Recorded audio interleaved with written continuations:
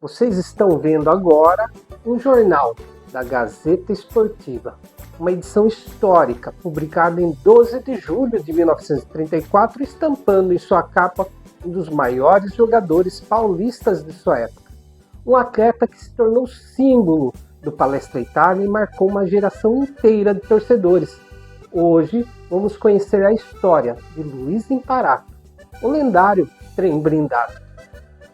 Existem aqueles que entram para a eternidade, pela forma como faziam o povo levantar na arquibancada, pela velocidade, pela coragem, pela raça, pela força e pelo espetáculo.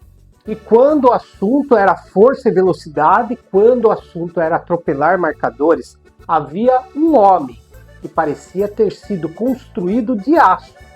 Um homem que, quando arrancava pela ponta esquerda, fazia a torcida perder a respiração. Um jogador tão rápido, tão poderoso, que ganhou um apelido inesquecível: o trem blindado. E que apelido, porque ele não apenas passava pelos adversários, ele os deixava para trás.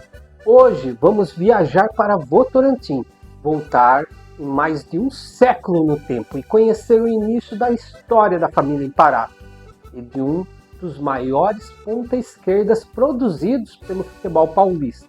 Um homem que ajudou a construir a grandeza do Palestra Itália, que participou de uma das maiores goleadas da história do futebol brasileiro e que marcou seu nome para sempre na memória palestrina. Esta é a história de Luiz Imparato, o lendário Gino, o inesquecível trem blindado. Mas antes de começarmos, deixe seu like, se inscreva no canal e venha conosco nessa viagem pelo passado.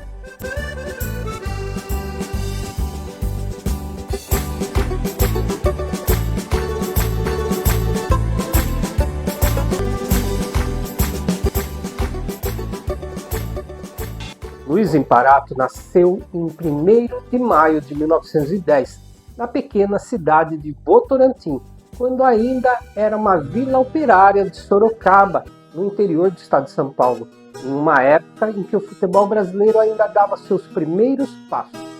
Os campos eram simples, as chuteiras pesadas, as viagens demoradas, mas sua paixão pelo futebol já era enorme.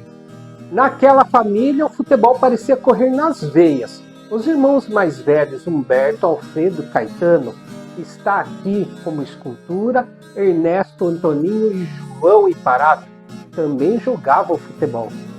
Era praticamente uma família de atletas, uma família onde a bola fazia parte do cotidiano, uma família destinada a deixar marcas no esporte.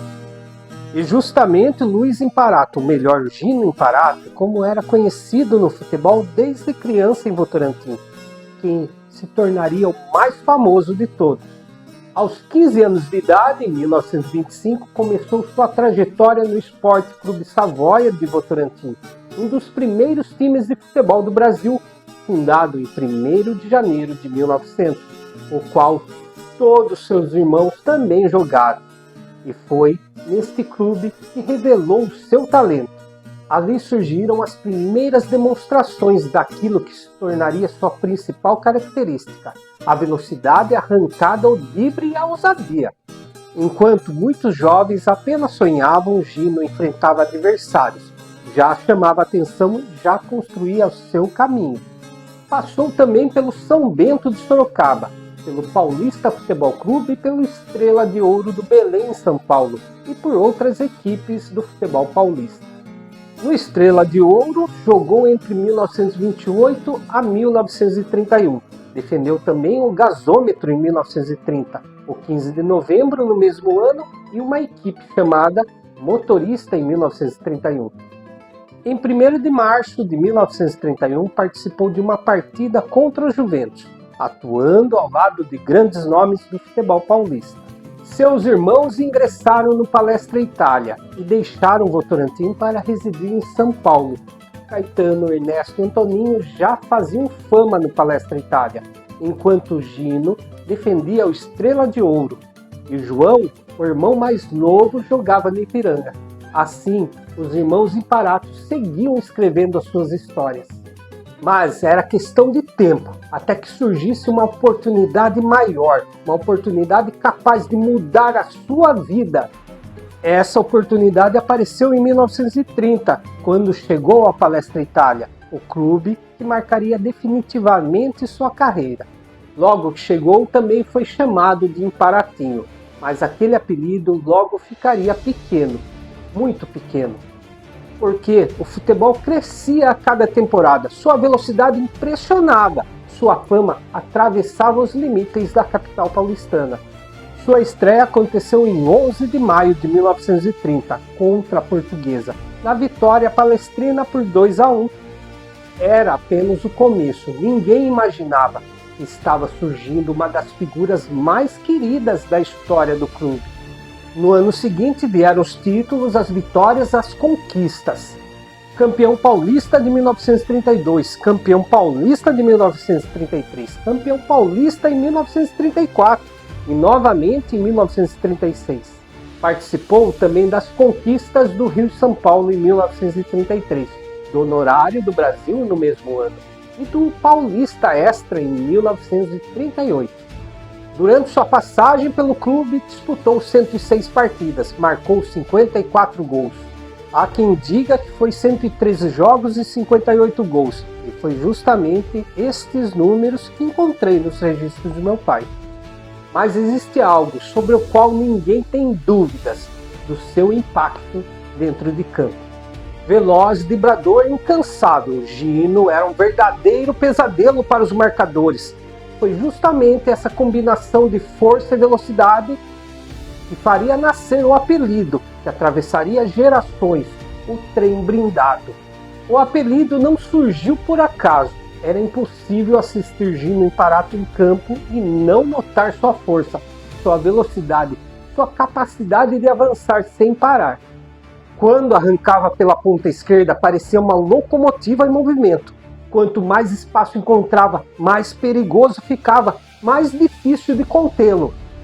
Os marcadores tentavam acompanhar, tentavam cercar, tentavam derrubar, mas quase sempre chegavam atrasados. E foi assim que nasceu o apelido do trem blindado, um dos mais marcantes da história do futebol paulista. Mas havia outra curiosidade. A família Imparato sempre gerou dúvida entre os torcedores e até mesmo entre historiadores. Mas meu pai, que também nasceu na cidade de Votorantim, conheceu os irmãos Imparato pessoalmente, sendo Ernesto o primeiro a entrar no Palestra Itália e que preferiu sair do Palestra para manter seu vínculo ao Esporte Clube Savoia e assim retornou a morar em Votorantim, até falecer, e por muitos anos conversava com meu pai sobre a fama da família Imparato. Ernesto Imparato, como falei, foi o primeiro a entrar no Palestra Itália. Depois veio Caetano, depois Antoninho.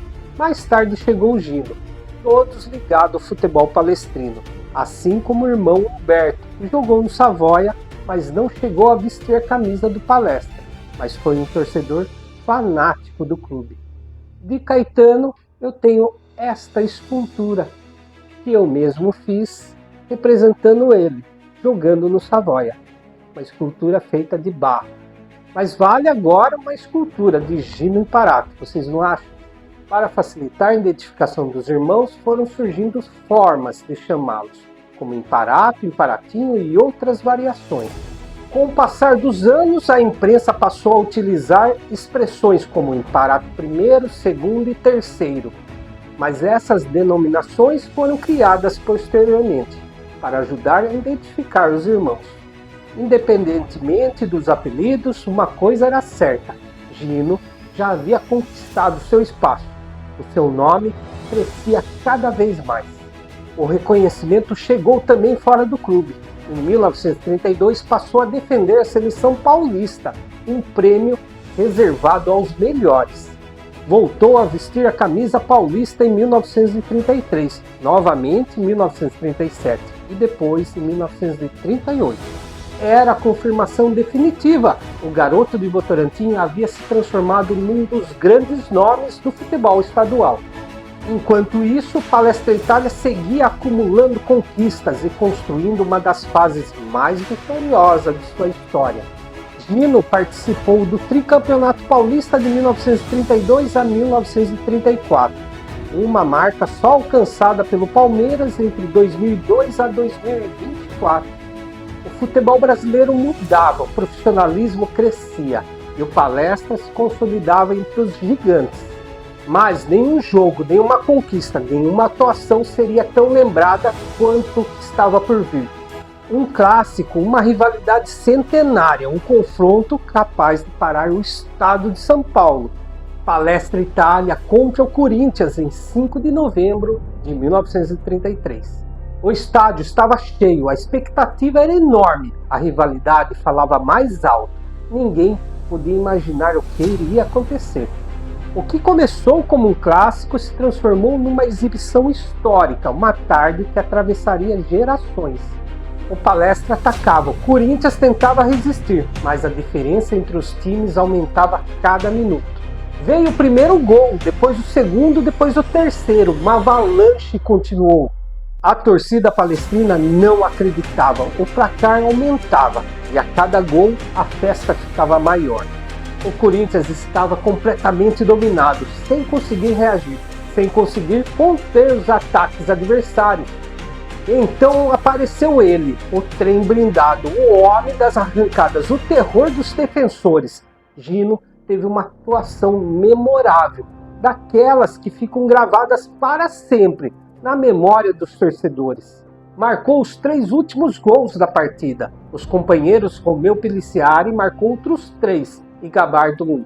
Mas teve um gol contra do Corinthians que muitos atribuem a Gino Imparato. E teve até um filme contando esta história. Conheça o filme Romeu e Julieta, um filme brasileiro que aparece em personagem de Gino Imparato. Independentemente da contagem exata, o fato é incontestável. Foi um dos grandes protagonistas daquele espetáculo.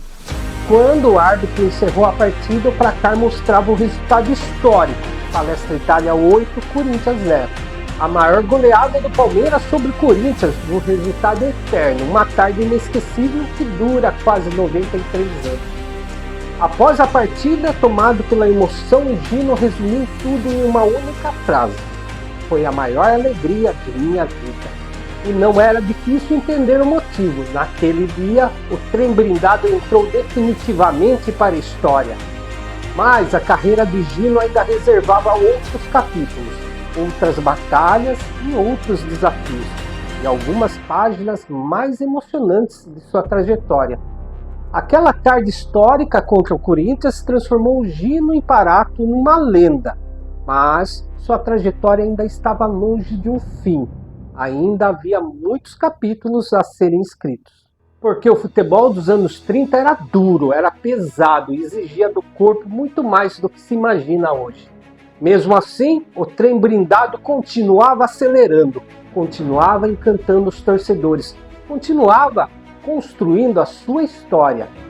Em 1935 também teve uma passagem pelo Santa Cruz, acrescentando mais um capítulo à sua carreira. Mas seu nome já estava definitivamente ligado ao Palestra Itália, ao clube onde viveria seus maiores momentos. Os anos avançavam, os títulos aumentavam, mas também cresciam as dores, as marcas deixadas pelo futebol.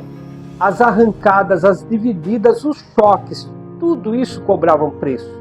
E foi justamente o joelho que começou a limitar seus movimentos e que passou a dificultar as suas atuações. O mesmo jogador que tantas vezes havia deixado os adversários para trás, agora precisava enfrentar um adversário invisível, a lesão.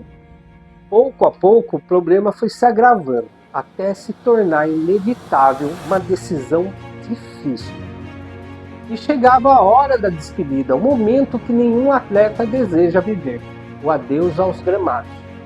Seu último gol registrado aconteceu em 13 de agosto de 1939, na vitória por 5-1 sobre o Sportiva. Poucos meses depois, em 19 de novembro de 1939, entrava em campo pela última vez. O adversário era o São Paulo Railway. O placar terminou empatado em 1-1. Terminava ali uma das mais belas trajetórias da história do Palestra Itália. Um orgulho a todo palmeirense. Mas se você pensa que Gino Imparato iria desaparecer assim, está enganado. Sua ligação com o futebol continuou. Em setembro de 1940, a Liga de Futebol do Estado de São Paulo cancelou sua inscrição como jogador. Era o encerramento oficial de sua carreira marcada por títulos, gols e atuações memoráveis, mas não era o fim. Algum tempo depois, recebeu um convite importante, um convite que poderia mudar a sua vida novamente. Aimoré Moreira, um dos grandes nomes do futebol brasileiro, queria Gino trabalhando como treinador no Londrina. Era uma oportunidade valiosa, uma nova fase, uma nova estrada, um novo desafio. Mas existia algo mais forte, mais poderoso, mais importante para ele. A família. A saudade falou mais alto. Gino decidiu retornar a São Paulo. Foi a escolha do coração, daquelas que não aparecem nos jornais, mas que definem uma vida inteira. Foi casado com Dona Alzira Cardoso Imparato e seguiu sua vida longe dos gramados, dedicando-se ao seu trabalho. Tornou-se chofer de praça, taxista, percorrendo diariamente as ruas da capital paulistana. Muitos passageiros talvez nem imaginassem que talvez diante deles estava um ex-craque, um campeão paulista, um dos ídolos do Palestra Itália. Mais tarde também estabeleceu-se como um comerciante, com o famoso Bazar Imparato, que aliás formou um ótimo time com o nome de Bazar Imparato Futebol Clube, onde atuou ao lado do filho, sobrinhos, irmãos e amigos, sendo que alguns deles também eram estrelas do Palestra como ele. O Bazar tornou-se bastante conhecido na região do Belém. E o futebol continuava presente em sua vida, continuava ocupando espaço em seu coração. Em 1955, seu nome voltou às páginas esportivas por um gesto curioso e generoso. Para uma partida decisiva entre Portuguesa e Palmeiras, ofereceu um prêmio especial, um álbum de disco, que seria entregue ao autor do gol da vitória, uma homenagem criada pelo veterano craque. 3 anos depois, em 1958, demonstraria novamente seu amor pelo futebol brasileiro. A seleção brasileira se preparava para disputar a Copa do Mundo da Suécia, uma das competições mais importantes da nossa história. Gino enviou um álbum de discos brasileiros, acompanhado de uma carta emocionante destinada à delegação brasileira. Na mensagem, desejava que os jogadores, mesmo longe do Brasil, pudessem sentir um pouco de sua terra natal. Era uma homenagem simples, mas carregada de carinho, patriotismo e admiração. Uma demonstração clara que o futebol jamais deixou sua vida, jamais deixou seu coração. Mas nem todos os momentos seriam felizes. Em 2 de novembro de 1953, um grave acidente mudaria sua rotina. Por volta das 16 horas, na Avenida Doutor Arnaldo, foi atropelado por um bonde. O veículo era conduzido pelo motorneiro Manuel Paixão e o acidente causou grandes preocupações ao ex-craque. Mais uma vez, Gino demonstrava sua resistência, sua força e sua capacidade de superação. Os anos passaram, o futebol mudou, novos ídolos surgiram, novas gerações chegaram.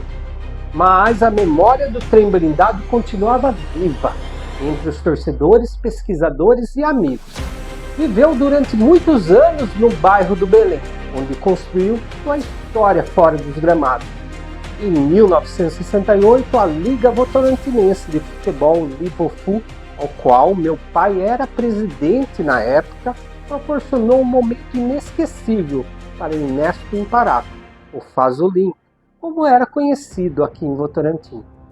Primeiro dos irmãos Imparato a fazer sucesso no Palestra Itália. Ele foi homenageado durante uma visita dos veteranos paulistas que foram ao estádio do Clube Atlético Votorantim para uma partida amistosa. Na ocasião, Gino Imparato esteve presente para prestar as homenagens ao irmão e reencontrar suas raízes em sua terra natal, vestindo a camisa do selecionado paulista ao lado de outros ídolos da época, como o Arnaldo Patusca. Até que em 8 de março de 1976, aos 65 anos de idade, chegava ao fim de sua jornada. Partia o homem, mas permanecia o legado, permanecia a história, permanecia a lembrança. A lembrança daquele ponta esquerda veloz, daquele campeão paulista, daquele ídolo do Palestra Itália. Hoje, Sociedade Esportiva Palmeiras. Lembrança do jogador que brilhou na histórica goleada de 8-0 sobre o Corinthians. Do homem que ajudou a construir uma das eras mais vitoriosas da história do clube. Hoje, uma rua leva o seu nome, uma homenagem merecida a um personagem inesquecível. Uma sugestão apresentada pelo vereador José Bustamante, mantendo viva a sua memória. E toda vez que sua história é contada, o trem blindado volta a percorrer os trilhos da memória. Mas gostaria de fazer uma breve reflexão como pesquisador, como alguém que acredita profundamente na preservação da memória. Durante anos, acompanhei de perto o trabalho do Museu Municipal de Votorantim, inclusive atuando na Secretaria de Cultura, que é a responsável por sua administração. É impossível não perceber que a cidade de Votorantim, onde Gino Imparato nasceu, ainda dedica muito pouco espaço à valorização de personagens que ajudaram a construir a sua história. Atletas, artistas, escritores, jornalistas e pesquisadores e tantas outras personalidades importantes frequentemente permanecem esquecidos. Não se trata apenas de uma crítica, mas uma visão limitada de preservação histórica, que muitas vezes deixa de reconhecer aqueles que ajudaram a formar a identidade cultural de uma comunidade. Preservar memórias não é apenas guardar objetos antigos, é manter viva a história, os exemplos e os legados que inspiraram novas gerações. É justamente por isso que esse projeto existe. Mas antes de encerrar, quero deixar um agradecimento muito especial ao meu amigo Luiz Imparato, neto do lendário trem blindado, e que mantém viva a memória do seu avô e de sua ilustre família e do Palmeiras. E chegamos ao fim de mais uma viagem pela história do futebol brasileiro, pela memória de seus grandes personagens. Se você gostou dessa história, deixe seu like, compartilhe esse vídeo e se inscreva no canal. Ative as notificações e ajude a manter viva a história de homens que construíram o futebol que tanto amamos. Eu sou Jesse James e estas são as histórias que meu pai contou. Nos vemos no próximo capítulo Viajando para o Rio Grande do Sul.